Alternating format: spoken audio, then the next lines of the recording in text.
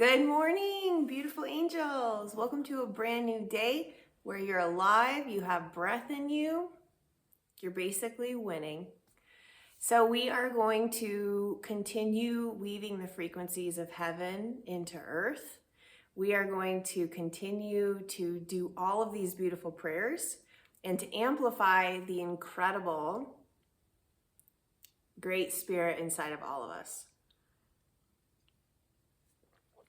So let's start by tuning in and focusing on our inner heart, our inner soul, and today let's combine those two.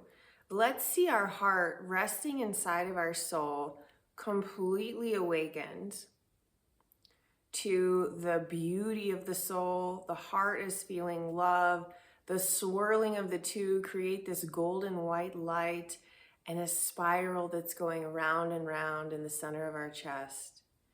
And we look at this as a beautiful heaven-sent miracle, which is totally we're normalizing miracles here. So it's a miracle, yet it's completely normal to live from the heart, to live loving everything, and to live with the intention of weaving heaven into earth.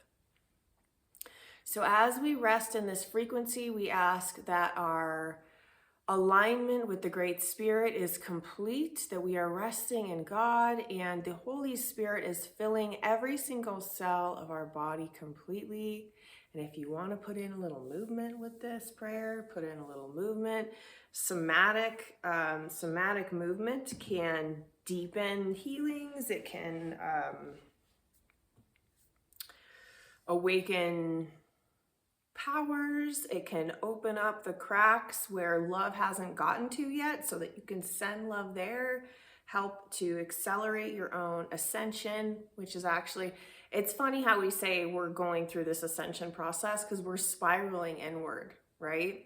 So it's almost would be more accurate to say the inward ascension instead of just ascension. But I wanted to speak to you guys about a couple of superpowers that anyone can cultivate and use in their everyday life to feel more joy and more happiness and more eternal peace that lasts forever. So we talk about, having eternal peace. We talk about feeling all these things. And when I mention these superpowers, these are things that I do throughout the day that keep me aligned. And they're, in this subject today, it was self-taught, and it was inspired by my cat, Moonji. So I'll just give you a little preface. When I got Moonji, Moonji was purchased by another family member. And Bengals are not house cats. They're not like normal house cats. They have wild DNA inside of them. They have totally different habits. They have totally different desires and, likes and dislikes. And then their energy is about 10x a normal, obviously there's a range with house cats, but he's about, 10 times more active than any other house cat I've ever had. So for me, living with them, I'm living with them in a very intentional sanctuary mindset where I want to merge the relationships between the nature kingdom and the human kingdom, which means that I am intentionally respecting them and what they need. And sleeping with me and us sleeping together at night is something that cats really enjoy, and it helps them bond and trust their new mom, me, right? So closing the door and locking Mooney out to get a full night's sleep was never an option for me. I wanted to give him the best life possible. That being said, he would jump on the bed, like intentionally dive bomb me in the middle of the night when I was sleeping. He thought it was like play fun. And I didn't know what to do. There was a few days where I was just like, okay, I'm not getting any sleep. I don't see this changing. I think there was one night where I thought maybe I'll put him in another room to sleep. And then it was just him meowing till he got out. And I was like, that's not cool. That wasn't cool for him. He needs connection. He needs play. So I was like, what can I do? What can I do to create eternal peace in this situation? And so I asked myself that question. And what came through was the message from my higher self, which was make his joy your joy. There need not be like a separation between what he's feeling and what I'm feeling. So if you're thinking about the middle of the night, what am I feeling? I'm feeling like I want to sleep. I'm feeling kind of tired. He's feeling jazzed up. He wants to play. He wants me to throw toys for him so he can play fetch. And what I started doing, and it took a couple weeks to actually feel authentic, but what I started doing was when he would bring toys and like drop toys on my face in the middle of the night. He would bring me a toy, he'd wake me up, I'd grab the toy, and I would just sit up and I'd say, his joy is my joy. And I would throw it. And I went into this pattern with him where I was asking, commanding for my joy to be his joy. And every piece of excitement he got from chasing that toy, every moment of, because cats, especially, really hyper cats, they show you their joy. They show you how happy they are and you can feel it. And so I was just attaching my internal emotional experience to his and what I was seeing him feel. And after a couple of weeks, it basically started feeling like I was getting the sleep I was meant to get. I made a commitment to this animal. I'm going to give him everything he needs. Selfless service, and my joy will be his joy. And then there won't be any moments of, I wish this was different, which creates resistance in your body, which doesn't feel good, or like a how can I fix this attitude.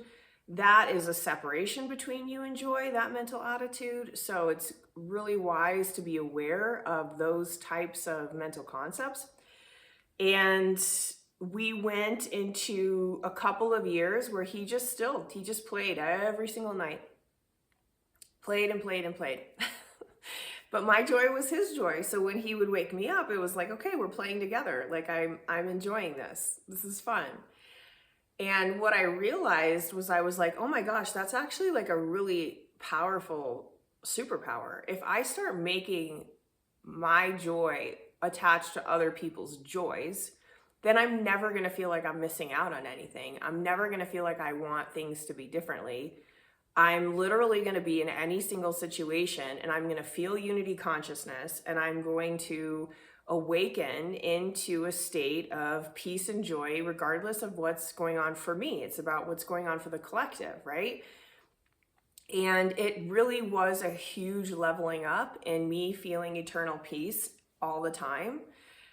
I was able to go into a situation, like something I've really wanted to do my whole life is buy land and build a custom home and a custom horse barn from scratch. All my ideas, endless financial support so I don't have to cut any corners.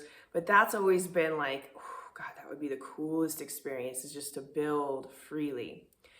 So my brother and his wife, they get to do that. They've gotten to do that more than once. And with this last house, they're getting better and better every single time they do it. And this last house, when I went in there, I mean, this is already a part of how I operate now. So I don't have to say the mantra like their joy is my joy. But I went into their house and they customize everything. Like they're so wise and educated into what can even be customized. Like things I didn't even know you could customize, they customized. And I was feeling like I was getting to do this for myself. I had so much joy and excitement pumping through my veins, feeling their joy and excitement for what they had created. And I was like over the moon. I was going through every room. Even their light switches were these round little gold circles that had light coming off behind them. I mean, I was like staring at the lights. I was staring at the toilet in the bathroom. It was super advanced and futuristic. I was just like a kid in a candy store. Now, that's one chosen way of mentally setting up how you see the world and how you operate within the world to be operating in unity consciousness, even though that was something I've always wanted to do myself. And yet I haven't gotten to that place yet financially where I could do something like that. It doesn't matter. My joy isn't taken away, or I don't feel bad that I haven't gotten to do it yet, because someone else has gotten to do it. And I can literally sink into that aspect of the unified field, feel what they felt creating it, like it was for me. I didn't feel like I had missed out on anything. I felt like I got inspired. And then I had 2 really great contacts for when I do build my house. I was like, you guys can definitely educate me because you're so skilled now, right? Like you're so advanced. I even have teachers and mentors to make my first build that much better. Like, how blessed am I, right? So this is the mindset that one really does need to cultivate in order for these daily morning prayers and the practices and the meditations. It's one thing to pick yourself up at home and to meditate and to feel your vibration raise and you feel that peace. But then if you get out in the world and you have these mental constructs around what should be, what you don't have, kind of that way of thinking, number one, that's all ego, right? The soul is just happy to be here.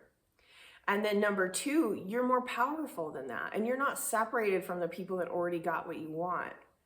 You can literally watch someone else win the lotto. And this happens to me all the time because I love lotto winning stories. I love seeing, like, I saw like a special eds teacher win like $250,000 in the local Colorado lottery. And it was his picture. And I was looking at it and I was just crying. I was like, I am so happy for him. Because you think of like how little those people get paid and how little respect they get, but how much they do, like the people in the teacher realm. And I was crying for like 20 minutes in pure joy and happiness from God that this man was blessed in this way and he got to receive something that I am so happy he got to receive. So that is a superpower, connecting your joy to other people's joys, setting up your mindset. And it does, for me, it took a few weeks to switch and become authentic. It initially started like step one was just saying the mantra, my joy is other people's joy. The second step was actually putting it into practice. When I got woken up in the middle of the night, it was still my joy because someone else was feeling joy. And then, and then it went on from there, and then it became a habit. So all of these things that we talk about can become a habit if you put them into practice. And I know that when we started this video, I said there was going to be 2 superpowers. I'm currently only aware of the one, and I know I had 2 in my head when we started. And maybe that's enough for today. Maybe it's because this is a very big superpower, and to leave it with the highlight on it is what's meant to be here in this video today. So have fun practicing that. It really will change your entire life. And as someone whose primary goal for their soul is to merge the lifestyles between humans and animals in the nature kingdom, and to have that be a cohesive flow again, to have that have a rhythm of God again, to have that feel like there's no separation in that realm again. This was something I had to do, because when you work with animals, if you don't have this skill, you could be upset quite a bit. You could be angry quite a bit, because animals, especially horses, are just extremely sensitive. They require so much patience and so much understanding, and their viewpoint comes from a totally different angle than our viewpoint, and no one's right or wrong.